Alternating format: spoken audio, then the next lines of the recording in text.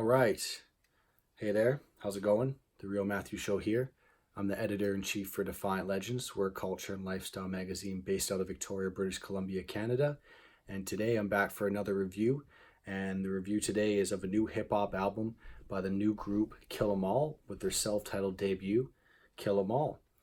If you've never heard of Kill 'Em All before, that's totally fine. I'm not surprised. It's a brand new group comprised of DJ Muggs from Cypress Hill and Mach-Hommy, the Haitian-born but New Jersey rapper Mach-Hommy. First of all, I want to talk about DJ Muggs and what he's been doing the past couple of years. Over the past 30 years, he's been putting in work, but the past couple of years, it really seems like he's been on a hot streak in terms of production, at least to what I listen to in the underground. Last year, he made an album for Mayhem Lauren and another one for Rock Marciano, which I really liked.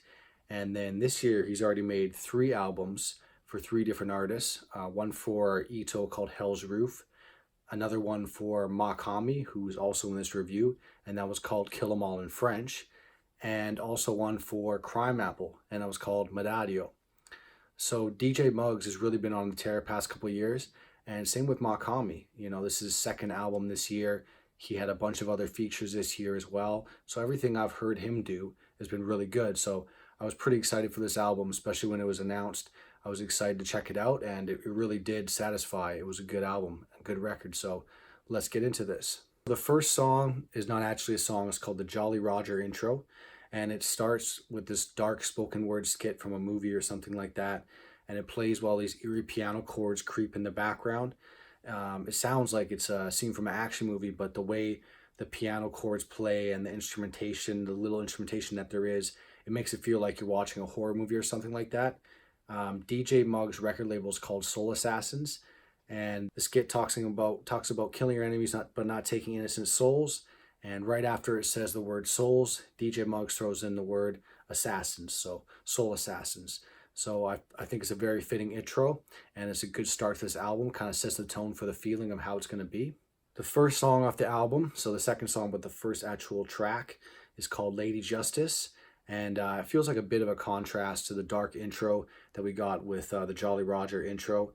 We get like this kind of gorgeous, dusty soul sample that plays. We get 2 good verses from Mach-Hommy, but the best part about this whole song is definitely got to be when Mach does the singing on the hook. Justice, you will find justice. Just because it fits beautifully with the gorgeous soul sample and the instrumentation. So this is a really good first song. Heavy sample bass, gorgeous soul sample, and gorgeous production.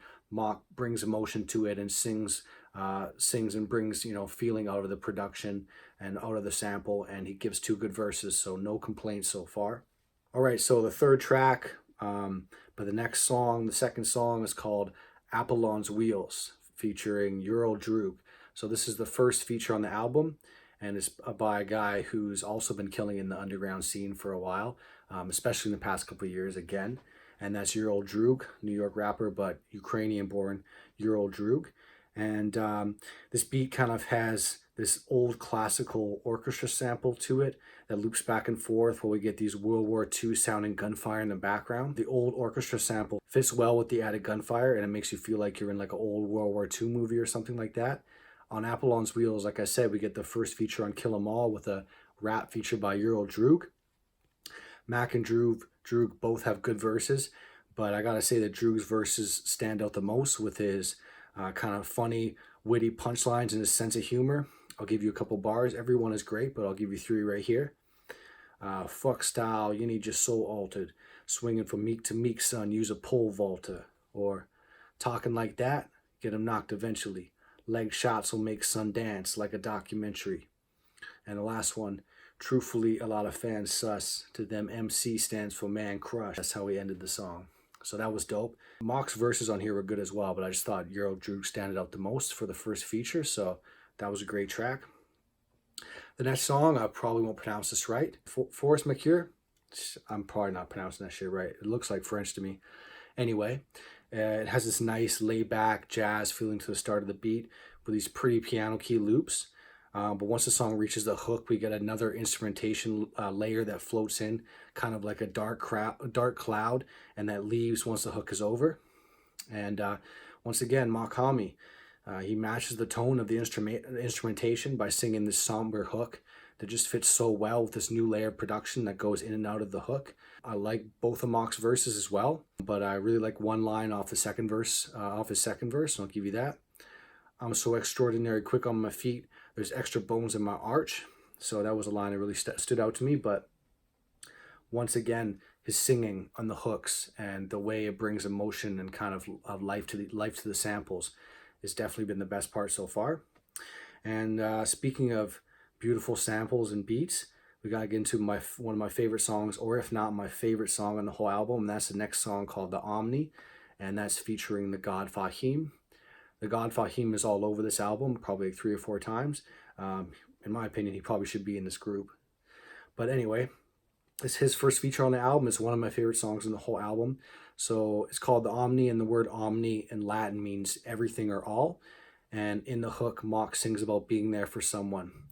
The beat for the Omni has this dreamy, psychedelic sound to it that makes you feel like you're in an old RPG video game or something like that.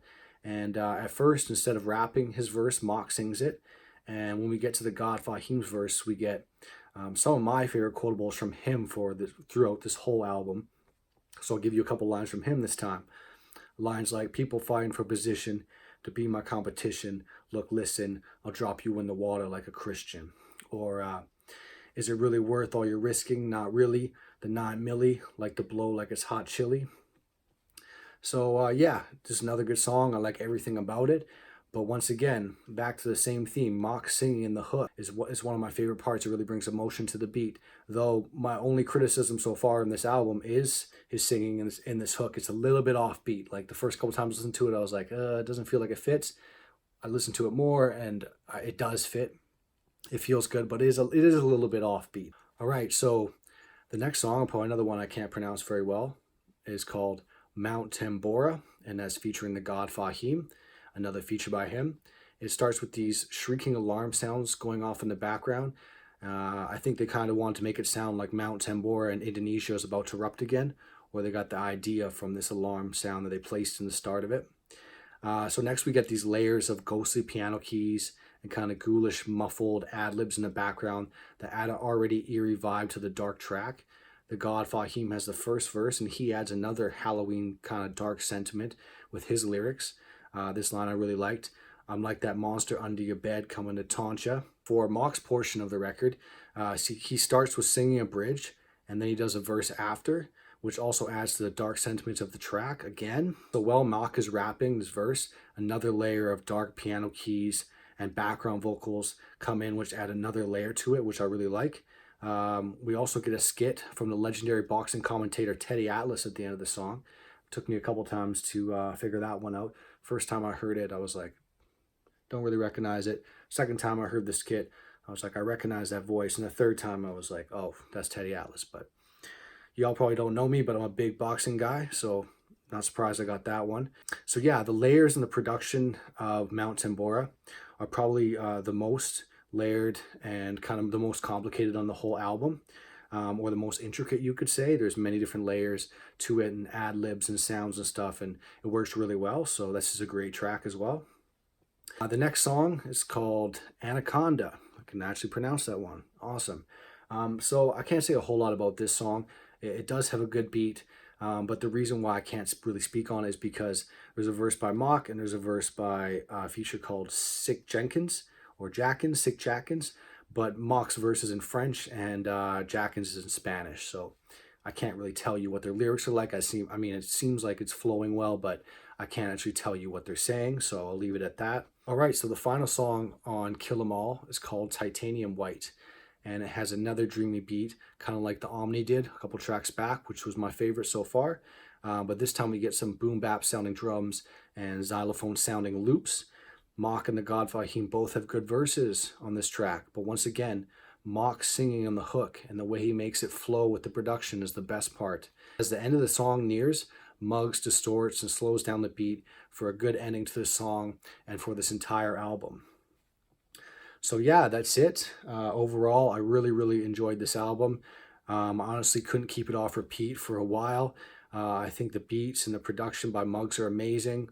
Every verse is solid. Every feature is solid. Every hook is good. and a lot of Mock Sing on the production bring a lot of emotion to these tracks and a lot out of the music. So that's great.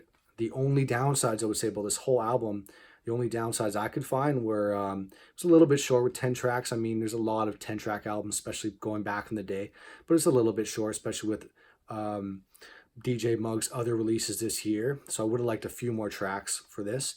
And just some of the hooks were a little bit simple or sometimes a little bit offbeat. I mean, they weren't bad, but still they're a little bit off kilter. So people might notice that and might not like it, but I still like it. I still think it's good.